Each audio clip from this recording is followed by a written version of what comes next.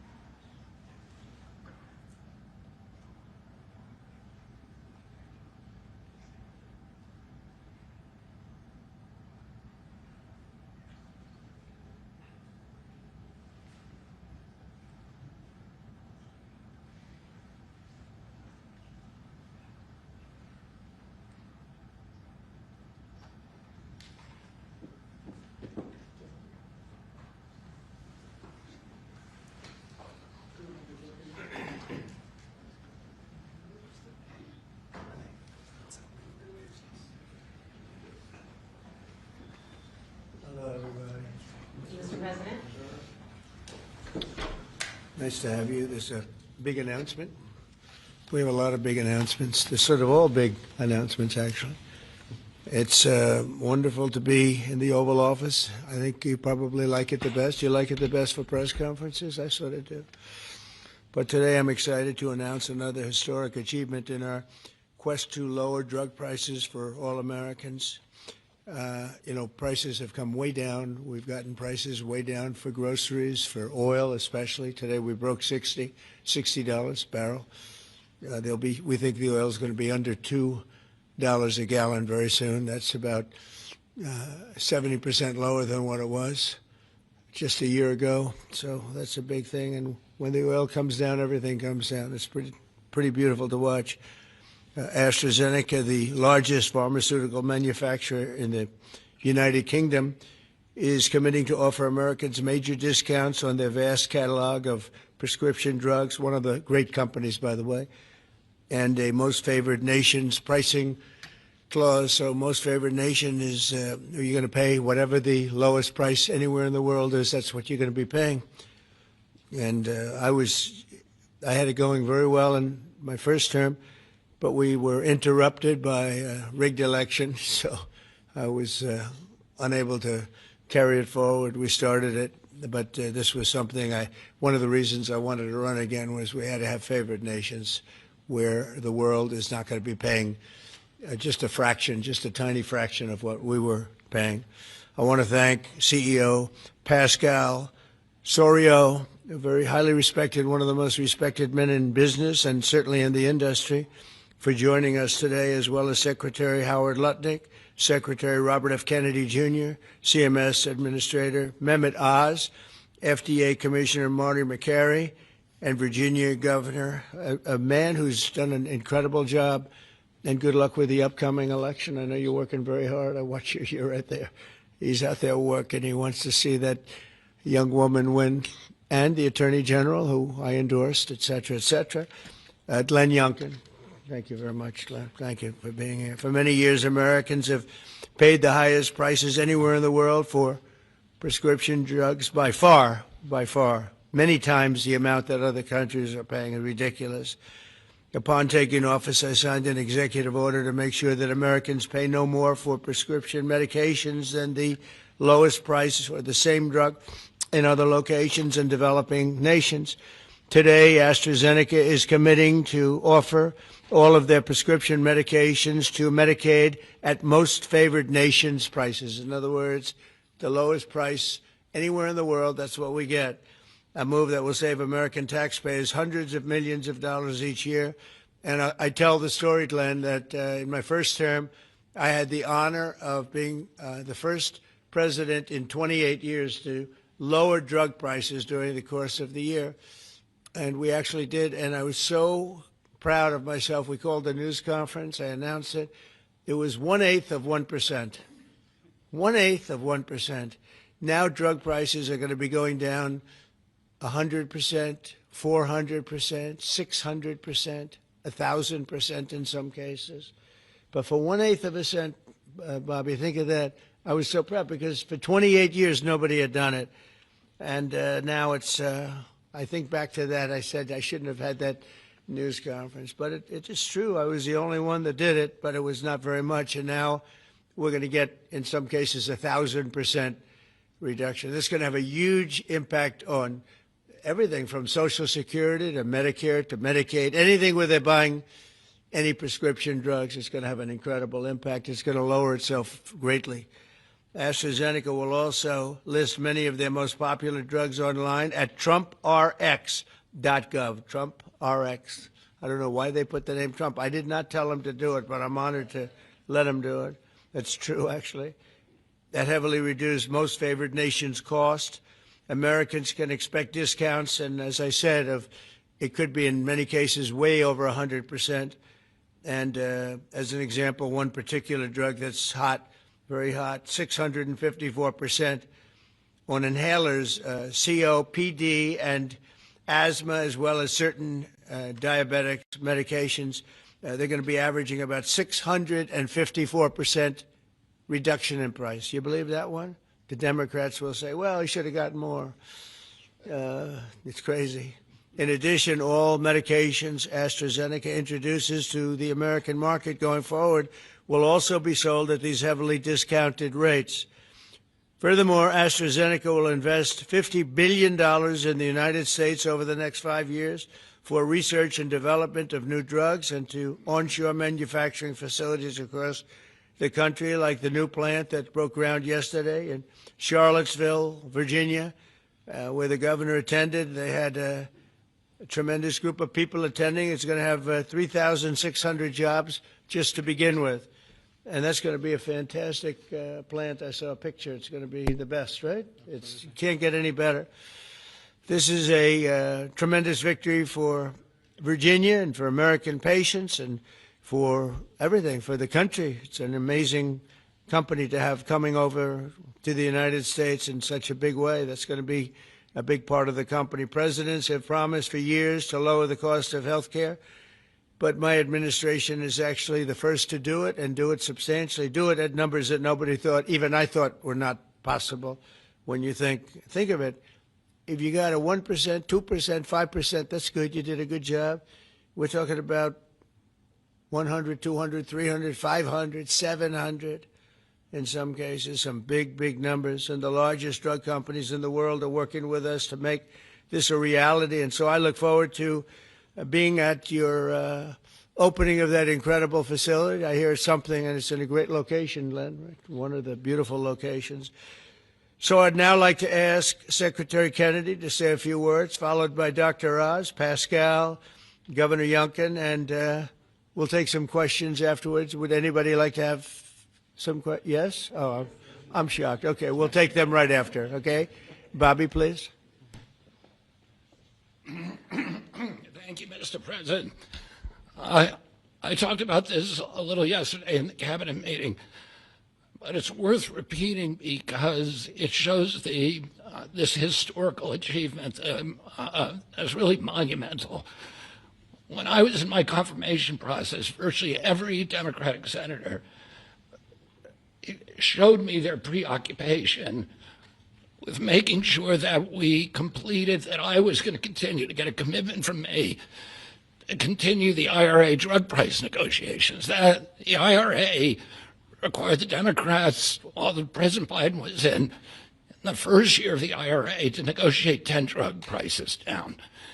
And then I was supposed to, my first year, negotiate 15 and 15 every year thereafter, and that was their plan. The Democrats claimed that they had a 22% reduction, and that was a great success. When we actually looked at that, when I came into the agency, we realized we were actually paying more for 8 of the 10 drugs. The 22% reduction was off of list price. And Medicare ended up paying more for 8 of the drugs, equal for the 9th, and about a 2% discount on the 10th drug. So that was the plan, and that's what they did. We are continuing the IRA negotiations, but thanks to the president's leadership, we have achieved something extraordinary here, which is a dream that he's had for 20 years because he's the common sense president.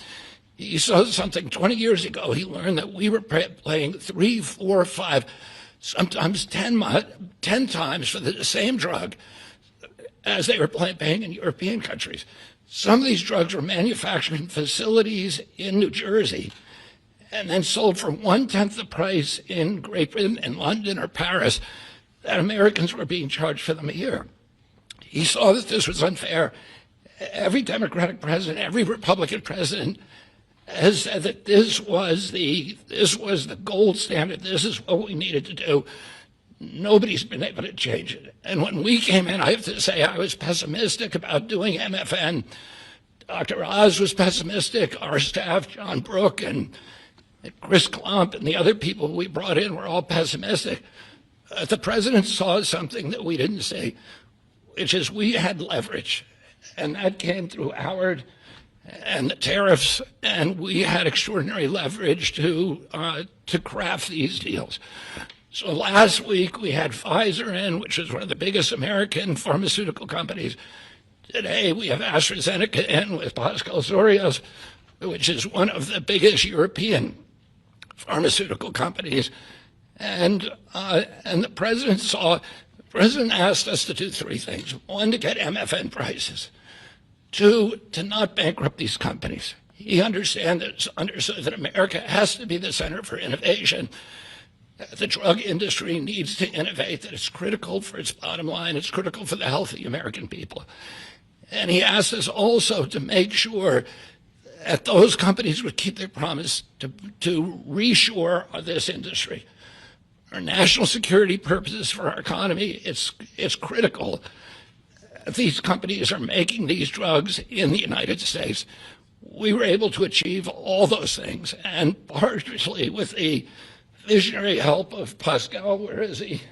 Of Pascal Soriot, who understood that innovation and the business doesn't work if everybody is not pulling the oars, if everybody doesn't have the skin in the game.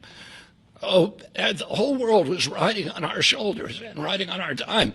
70% of pharmaceutical revenues comes from this country. We only have 4.2% of the world's population. And we were paying for 80 or 90% of the innovation here. And the rest of the world was a free rider. And Pascal understood that that's not fair, and it's not a good, sustainable, long-term business model. And he came to the table. He was one of the first leaders to come to the table. I want to thank him for his vision, for operating with us in good faith. And this is an extraordinary deal. Not only that, but as the president just pointed out, he is also reshoring this industry here. He has 19 facilities already operating in this country. He has this other facility in Albemarle County that Dr. Oz went with Governor Youngkin and broke ground on yesterday. He has a second facility that is under construction in Kendall Square in Boston, another facility in Rockville, Maryland, and a 4th facility in Copper, Texas, right outside of Dallas-Fort Worth. And he's got plans for building many more in this country, thanks to the president's leadership, to the tariffs, and to the common sense the president has demonstrated in his own commitment to make drug prices lower for hardworking Americans. So I want to thank the president for your visionary leadership. I want to thank Dr. Oz for his part, and Marty McCary in negotiating this deal. Dr. Heidi Overton, Theo Merkel, Chris Klump and John Brooks, who all played critical parts in the negotiation, and of course Howard Lutnick, who was the key to these negotiations. Who do we bring up now? Dr. Klaas. Thanks, Secretary. He'll take your place, Pascal. Oh, Pascal, I get to introduce Pascal, which I'll do with great joy and honor. So the world is watching as President Trump tries to make peace in every place he can go. But at the same time, President Trump is putting peace into the hearts of Americans and bringing peace of mind to them, especially Americans who cannot afford their medications. And just to put a number on this, as he releases us from the bondage of paying 3 times more for the exact same product made in the same factory, in the same pill box, in the same instruction manual overseas, rather in this country than we pay overseas, it creates an opportunity for us because, Mr. President, you're turning the art of the deal into the art of the heel. And that is something that you're going to witness today. And it's the second, we have more coming, but this is a very important one because I want to set the stage here. And Mr. Secretary, you're too modest. Secretary Kennedy did have a vision to push hard on this. He understood we could give the right medications to the right people at the right time. And there is nothing more maha than giving folks life-saving medications in a timely fashion so you prevent illnesses and treat other ones that have already occurred. You save lives that way. That literally is what was on the line as we began negotiating these. So let's set the stage. Where are we right now? Why this order? Last week, in this very room, President Trump welcomed the CEO of Pfizer, and that company, a leading U.S. pharmaceutical company, pledged to provide exactly what the president promised. Massive discounts to allow us to have most favored nation drug pricing in this country so we don't allow our people to pay more than folks overseas. And this was unthinkable even 6 months ago, 7 months ago when we came into office. And Americans now have the ability to do that, but we needed to prove it was scalable. So we went to AstraZeneca, which is the leading pharmaceutical company, a leading company in the entire world, but a massive opportunity in this march to MFN, a march to most favored nation drug pricing. And to have this message land clearly, we needed to make sure that the president's demand for fair drug pricing was heard all around the globe. And I actually think the single most powerful tool we had was the president because people take him seriously. And some of the things that they were hearing overseas were alarming them enough that they began to realize the jig was up. So let's talk about the deal specifically. John Brooks, if you could be my Vanna White, please. John back there, Theo, Vince, Heidi were parts of the team.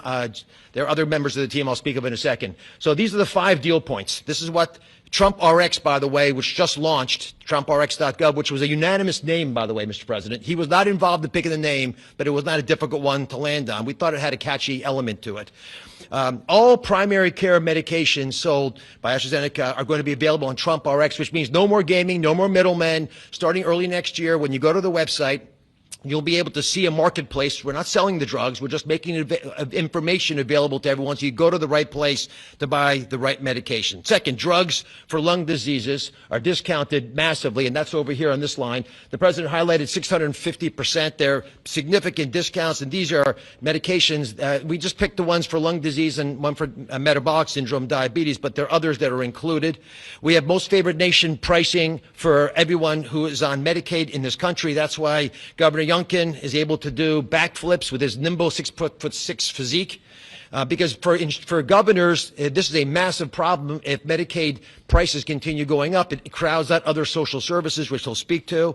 We also have MFN for all new prescription drugs. Mr. President, by the time this term is done, 95% of all drugs sold in America, branded drugs and generic, will be available at most favored nation drug pricing. Americans are going to benefit if the prices drop abroad. So Secretary Lutnick is going to make sure that if we get better prices for these companies from our partner countries overseas, the American people see those benefits, and there's going to be onshoring of manufacturing. And as has been mentioned, I stood with Governor Youngkin and Pascal Soriot as we broke ground yesterday in Charlottesville, Virginia, a massive $4 billion facility. That's the hard hat, Mr. President. I know you like construction, so that was all I could bring back. But there was a lot of remarkable energy.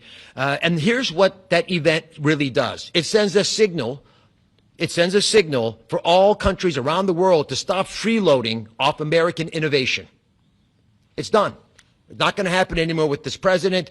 And if you aren't picking up your end of the bargain, then you're going to be welcoming a lot of more companies to leave your shores and allow us to welcome them into our shores as they open up manufacturing facilities here. And for all the pharmaceutical companies out there, we're talking to all of you, pick up a shovel. This is a great place to build a facility, as AstraZeneca has shown us, and I think it has a wonderful opportunity in the future as well as this country continues to support the innovation Secretary Kennedy spoke about, because we're not compromising that at all. We're just getting fair prices for the American people. To the team, tough negotiations, Mr. President. You know how hard they can be. You can't get there without world-class negotiators, and we are blessed by individuals to work with the AstraZeneca team who are killers, head-to-head. And why? Because talented people out of the private sector are coming into government to serve this president in a generational opportunity that they feel in their heart will make a difference. John Brooks is part of that team. Chris Klump, Inma Hernandez, numerous other folks contributed as well. But we're open for business. And if you want a great position and a patriot,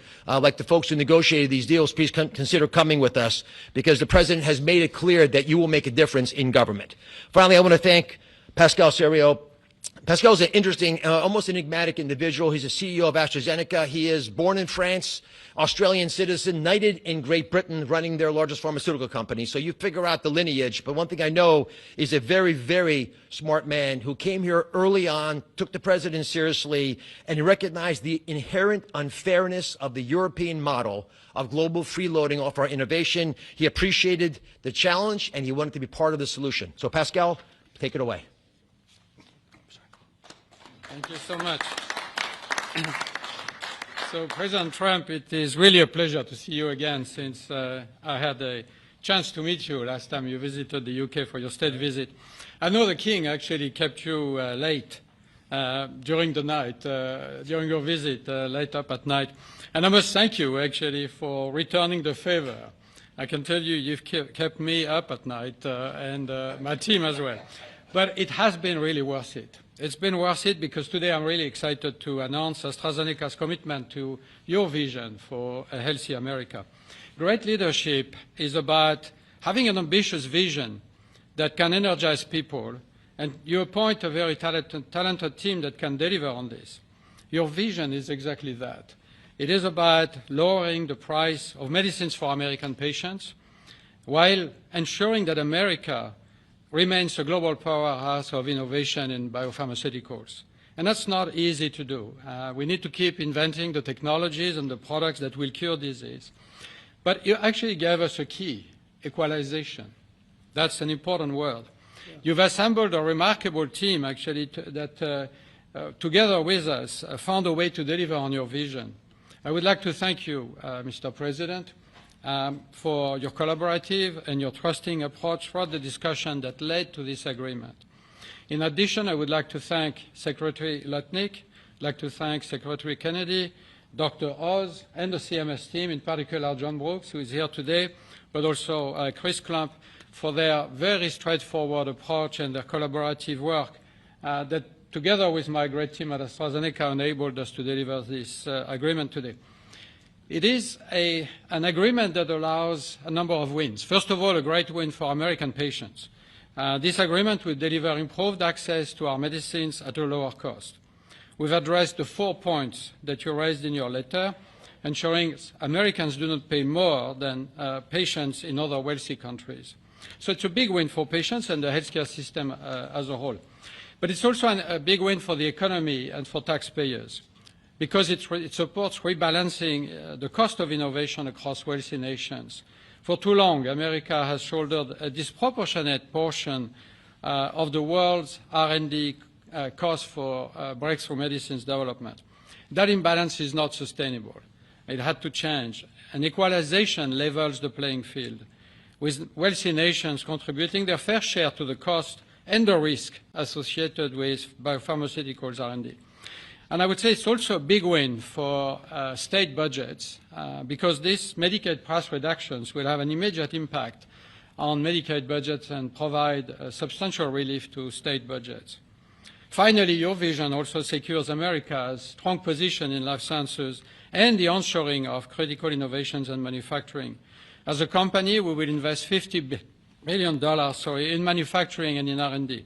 We already have a large presence in the United States. We have 19 sites, and we employ 25,000 people around the country. They're all developing the new generation of medicines. But we'll continue to increase our presence in this country. We're expanding our manufacturing footprint in Texas. We're building our second large R&D center in Kendall Square in Boston. We are building a cell therapy manufacturing plant in Rockville, Maryland, and there's more to come. So a lot of investment over the next few years. I want to say that I appreciate very much Secretary Letnick granting us a 3-year tariff exemption to localize the remainder of our products. Most of our products are locally manufactured, but we need to transfer the remaining part to this country. And also for your great support to convince also other wealthy countries to share the cost of pharmaceutical innovation. It is an important part of this agreement, rebalancing and the cost around the country, around the world. Yesterday showcased our commitment to the United States with this $4.5 billion investment in the beautiful Commonwealth of Virginia to manufacture what we call API, active ingredients for our medicines, but also antibody-drug conjugates that are such a critical part of the future treatment of cancer care, what is called smart chemotherapy, targeted chemotherapy. I want to thank Dr. Oz for joining us for the groundbreaking ceremony near Charlottesville, together with Governor Youngkin. And I actually love your AstraZeneca hat. I know you wanted to bring a shovel, but didn't make it to this beautiful room. I have to say it has been a really a great pleasure to work with Governor Youngkin and his team, in particular Secretary Segura, on this investment. Like you, President Trump, they are deal makers that move at the speed of business. And it's very important for us company to be able to work with people who understand who we are and move very fast. Our new facility will be a great example of Virginia supporting domestic production of medicines for America, enhancing national security in pharmaceutical supply, but also creates thousands of highly skilled jobs. Governor Youngkin gave me a beautiful Virginia flag that we will proudly fly alongside the American flag in front of our new facility. So AstraZeneca's commitment to the United States is very strong, and this agreement ensures we'll make an even bigger difference for American patients. So, Mr. President, thank you again for welcoming me in this beautiful office and for making this moment possible. Thank you so much. Thank you very much. Over to you, Glenn. Well, first of all, I just want to thank everyone for celebrating this landmark moment. This landmark moment is not just a moment to announce a new way to buy less expensive, life-saving medicine, but it is a step function change in the way that Virginians and Americans can access medicines. And it is a step function change because historically there was an opaque pricing mechanism that had so many people standing between the manufacturers and the patients that no one knew really what it cost. Well, now we can go direct to consumers. And that's what Trump RX is all about, going direct to consumers, where a consumer can come and find that particular medication that they need and go direct to the company and get the best possible price. Second of all, the most favored nation clause is a groundbreaking moment. It's a groundbreaking moment because, as you've heard, that American customers have been paying 3, 4, 5 times what international customers have been paying. That is just not fair. And Mr. President, I want to thank you for simply recognizing that America must come first. And Americans deserve the best pricing, not the worst. It changes everything for a state. In Virginia, we have $1.5 billion a year of pharmaceutical expenditure under our Medicaid plan. $1.5 billion a year. We save 10%, 20%, 30%. All of a sudden, 150, 300 million, 450 million in savings can be realized by a state. Now, I firmly believe that's the people's money, and it should go back in tax relief. But think about the change that that enables for a state as they manage their health care expenditures. Finally, Mr. President, you have driven a reshoring of critical supply chains that no one thought could happen. The industries that everyone thought were lost are now coming home, and with pharmaceutical manufacturing and active pharmaceutical ingredients particularly coming back to America, it changes everything. It's an economic moment for us. Yes, $4.5 billion into the Virginia economy, and that will in fact translate into $3 or $4 of extra economic impact for every dollar that is spent, 3,600 great paying jobs. But it's even more than that. This is a national security moment. And what you've just heard is one of the leading pharmaceutical companies in the world is choosing America, and yes, Virginia, to invest nearly $5 billion to build the most critical manufacturing for the future of America's health. That's not just a single example. It's happening all over. And in fact, in Virginia, Mr. President, we've been blessed with nearly $10 billion of commitments to build new pharmaceutical manufacturing in the great Commonwealth of Virginia. And therefore, I believe this is a moment to celebrate investment, but more importantly, to celebrate breakthroughs for American citizens to get access to life-saving medicines at costs that they deserve, because they're all made here. Mr. President, you and your cabinet have been amazing. As a governor, I have found that the cooperation with every one of your cabinet members, and sir, yes, you, has been beyond compare that I could ever imagine. I want to thank you for helping us make Virginia great again, too. Thank you.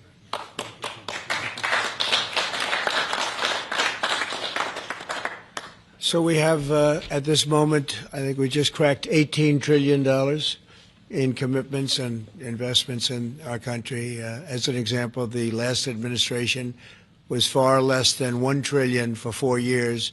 We're at plus $18 trillion for 8 months. There's never been anything like it in history, in any country, anywhere in the world. So that's great. But maybe for purposes of this, more importantly, we're going to bring drug prices down at numbers that nobody ever thought possible, Glenn. I think nobody ever even thought it was possible. So we're going to be doing a lot of business, but we're going to be also numbers that when you're 2, 3, 4, 500% less. I just noticed one of them over here, 654% discount. 654. The laggard is 98%, right? 9 is that what? Wow, 96, 230%, but 654, and we have some that top that by a lot. So it's really going to be incredible, and that's going to be so good for Medicaid and Medicare and everything. Frankly, for your life, it's going to be so good. So nobody ever thought they were going to see. And don't let Democrats take the credit, because they'll try. They'll say, "Oh, we worked so hard on it." They didn't work hard. They did. They obstructed. They actually did the opposite. So that's really more important than even the tremendous investments being made in our country. But think of it, we cracked 18 trillion with a T, $trillion, and frankly, 1 trillion for 4 years wasn't that bad. He did less than $1 trillion, but we did that in a period of 8 months. So it's pretty record-shattering by many trillions of dollars. Any country, no matter what country you're talking about, nobody's done numbers like that. So thank you all for being here. Do you want to have a couple of questions? Yeah, please. Mr. President, one on this, if I could, and one on China, if I may. Okay. First on this, could you have brought these pharmaceutical companies to the table without that 100% tariff that you imposed? Well, it's not 100%. You're talking about China might be 100%. No, I'm talking about the 100% you imposed on pharmaceuticals for that sector. I would never have been able to bring them. Now, I'm not sure that Pascal would like to say, but behind the scenes he did say tariffs were a big reason he came here, and also the fact he loved Virginia. He liked this guy. He liked me. I think the November 5th election was a very important date. We had a good election, and that was important. But yeah, he's here. A lot of. I can speak for almost everybody that's here. Most of them are here because of tariffs, because you have to understand he has no tariffs. If you build in this country, there are no tariffs. So, let me ask you about China, if I could.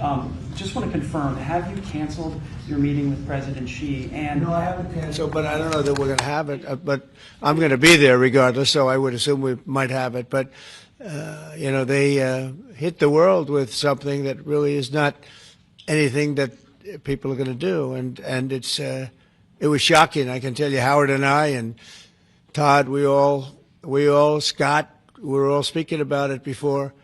And it was we said, where did that come from? It was just, that was out of the blue, right? Out of the blue, they came up with this whole import-export concept, and nobody knew anything about it. So. If they roll back their export controls, the new announcement, would you Well, roll yeah, back? look, we're going to have to see what happens. That's why I made it November 1st. We'll see what happens, yeah. Mr. President, Go ahead, please. what else besides software could be on the table in terms of export controls? A lot more. I mean, you have a lot more. We have airplanes, we have airplane parts. You remember that from last time. And we were just surprised at China. I have a very good relationship with President Xi, and they did that. This is not something that I, instigated. This was just a response to something that they did. And they didn't really aim it at us. They aimed it at the whole world. The whole world is subject to it. So I thought it was very, very bad. But we have many things, including a big thing is airplanes. They have a lot of Boeing planes, and they need parts and lots of things like that. Steve? Israeli Prime Minister Benjamin Netanyahu to accept the Gaza deal, and what will be your message to the Knesset when you speak to them? Well, he wanted it. It's been a long time. He's been fighting a long time. He's been fighting hard. He wanted it. It's a great deal for Israel, but it's a great deal for everybody, for Arabs, for Muslims, for everybody, for the world. And as you know, on Monday the hostages come back. They're getting them now. I mean, they're getting them now. They're in some pretty rough places under earth. They're in some pretty rough places where only a few people know where they are in some cases. So they're getting them, and they're also getting the bodies, approximately 28 bodies. And some of those bodies are being unearthed right now as we speak. I mean, they're working on it right now as we speak. It's a tragedy. It's a tragedy. No, he was very happy with it. And I can tell you that I saw Israel dancing in the streets, but they were dancing in Qatar and Saudi Arabia and UAE and many, many countries. I saw Egypt. They were dancing. I'll be going to Israel. I'll be speaking at the Knesset, I think, early on. And then I'm also going to Egypt. They were terrific. But all of the countries were great. Indonesia was great. Jordan was great. They were all great. Everybody wants this deal to happen. What happens in Gaza the day after the hostage release? Day after what? The day after the hostage release, what happens there then? Well, hopefully you're going to have great success I call it everlasting success. I think you will, too. I think you're going to have tremendous success, and Gaza is going to be rebuilt. And you have some very wealthy countries, as you know, over there. And it would take a small fraction of their wealth to do that, but and I think they want to do it. And we're also setting up, as you know, a board of peace. It's called the Board of Peace. I don't know if that's the final name, but the word peace is definitely in there. They have asked me if I chair it. We'll make sure things go well. And how confident are you that the ceasefire will hold? I think it'll hold. Yeah, I think it'll hold. They're all tired of the fighting. Don't forget, you had October 7th, which was a horrible day, 1,200 people killed. But Hamas has lost 58,000 people. That's big retribution. That's big retribution. People understand that. So, no, I think they're all tired of fighting. And this really gives the whole Middle East, this is beyond Gaza. Gaza is very important, but this is beyond Gaza. This is peace in the Middle East. And it is a beautiful thing. It's a term that you and I have been hearing since we were very young, right? And now we have a chance of really having that. And as you know, most of the countries have passed all these resolutions. Every country is there. Iran came in. I was very happy to see that. I was very honored that Iran came in. They said they support it. Russia came in. President Putin, he supports it fully, very fully. So I was happy to see even countries that weren't necessarily involved in the process, they all support it. I don't know of anybody that doesn't. And I've never seen happier people than many of these places, not just Israel. Many of these places, they're all dancing in the streets. I've never seen anything like it. President, Go ahead, please, in the back. Thank you. What guarantee did you give Hamas to persuade them that Israel will restart the bombing campaign once the hostages have been exchanged? What did I do with respect to them? Well, I spoke a little bit tough, and that's what would happen. I mean, you have to speak tough. That's a tough world. That's a tough, as they say, neighborhood. And they're tough people. They're very tough people, and they're smart people. They're good negotiators. They have a lot of things going. They put that to good use. They're going to be very, very successful. But they knew the retribution would be tremendous, unsustainable. It would have been unsustainable. It would have been complete obliteration, and they didn't want that. And nobody wants it at this point. They want to get on with rebuilding the entire Middle East. It's not only Gaza. It's going to be the entire Middle East. They're going to be able to live in peace. Now, we have some little hot spots, but they're very small. You know the ones I'm talking about. They're very small. They'll be very easy to put out. Those fires are going to be put out very quickly. Yes, ma'am. Thank you, Mr. President.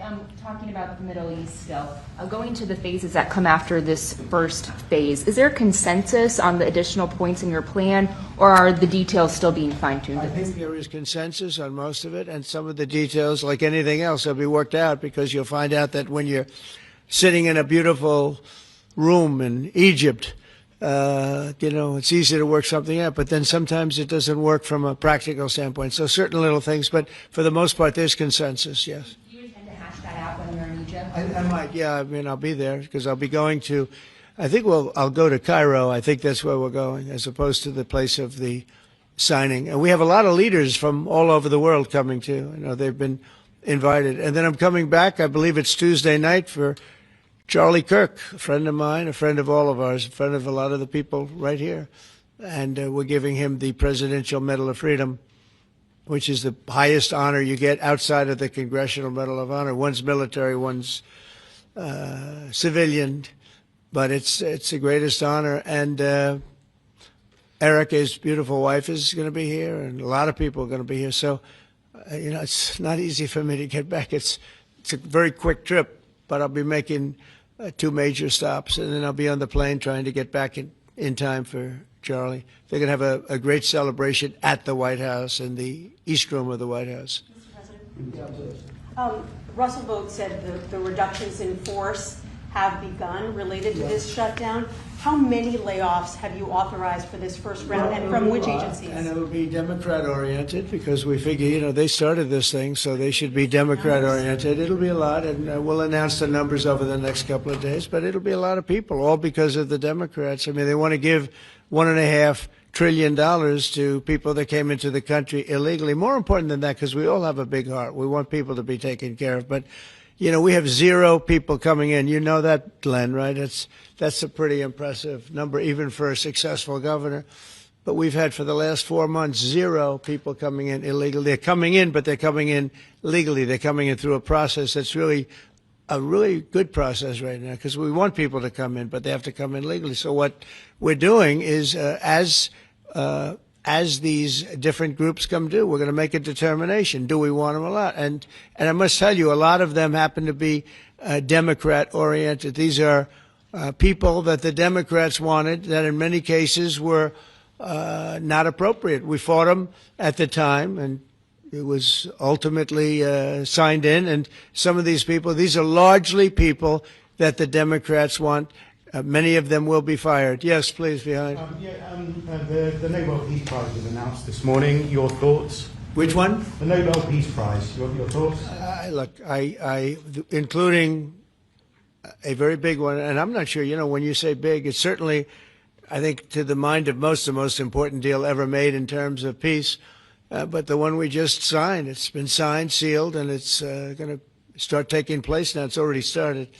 Monday's going to be a very big day when the hostages come back. But I made 8 deals, transactions of wars. One was 31 years going on. 10 million people were killed. One was 34 years. One was 36, 37. One was 10. One was just starting. 2 were just starting, actually, but they were well on their way. In the case of India and Pakistan, 7 planes were shot down. It was a bad one. And I did it largely through trade. I mean, that one, numerous of them.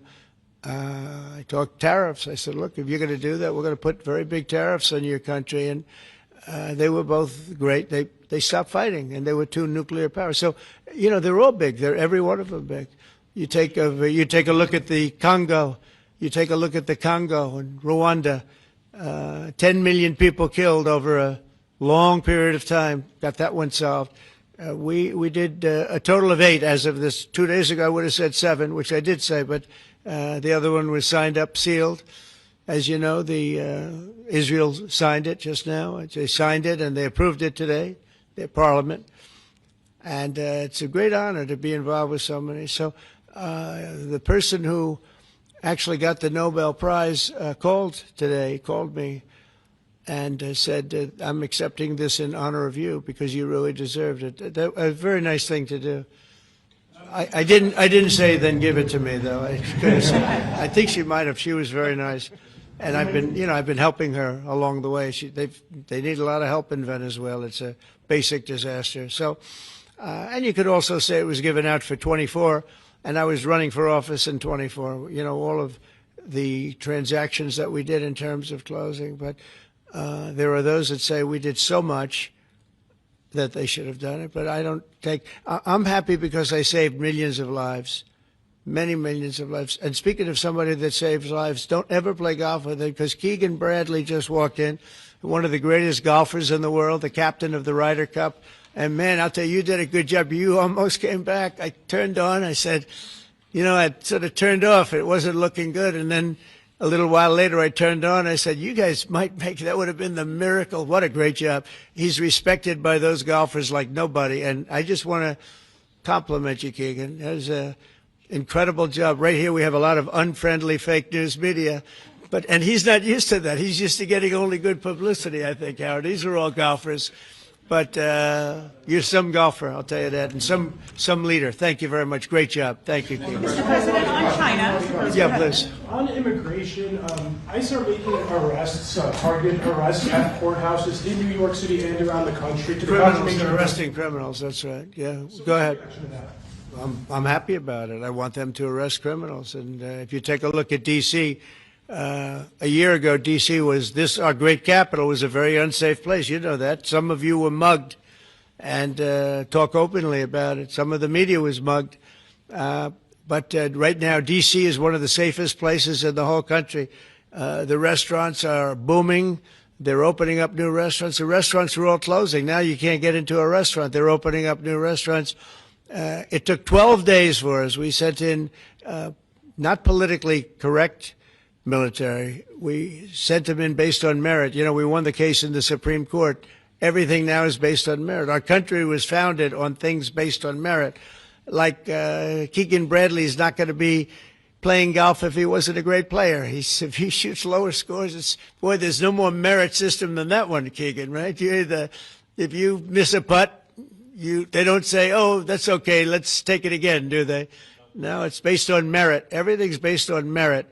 And we're back to the merit system. And when they saw that military is all about merit. They're big, strong people that they're patriots too. And you take a look at D.C., and now we're in Memphis, and Memphis was really crime-ridden. It was terrible. A lot of people being killed. And they say in 12 days they can't even believe how much better it is. And it'll take probably a month over there. And we're heading to Chicago because we want to save Chicago. Do you know they had over 4,000 people killed in Chicago over a short 4,000 people. And I have to watch this slob of a governor stand up and say that, well, everything's okay. We've got it under control. They had 4,000 people murdered over a very short period of time. There's not a city in the world, I don't believe, that can claim, you hear so much about different, I won't, embarrass anybody, like by saying Mexico City or by saying anywhere in Afghanistan. There's no place like that. And then I have to listen to the mayor who's got a 5% approval rate, maybe less. He's an incompetent man. And the governor's an incompetent guy. He's a guy that was thrown out of his family business like a dog. And I know his family very well. And now he's a governor. And when I watch him trying to say that it's okay, we have crime under control, I lost 4,000 people over a very short period of time. I believe it's like 6,000, 7,000 people were shot but didn't die. But 4,000 people died. And then he gets up and talks about how it's not a problem. Or Portland, Oregon. I mean, every time I look at that place, the place is burning down. There's fires all over the place. when a store owner, there are very few of them left, but when a store owner rebuilds a store, they build it out of plywood, and they don't put up storefronts anymore. They just put wood up because they know it's going to be ripped down. And then I hear how wonderful it is. It's not wonderful. It's a disaster. That's almost an insurrection, that place. So we put our people in there, and they do the job, and they've really done the job. And the beautiful thing is we've done it. 12 days we had this place safe, and now it's, I would say within a month it was beautiful. And it continues to be. That was 3 months ago.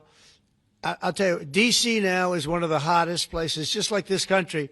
We were a dead country, and you've heard me say it 100 times. We were a dead country. King of Saudi Arabia said it. Others say. The Emir of Qatar said it. Many. UAE said it. The leader, great leader, UAE, all great leaders. They said effectively the same thing. 1 year ago, we had a dead country.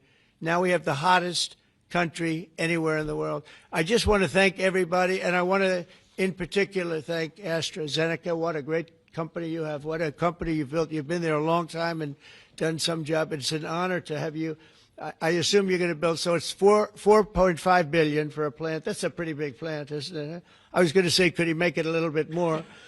Well, we have a couple of them where they're going to spend $65 billion on one plant, AI. All I know is it's, AI is based on information. I hope they're right about information. I don't know.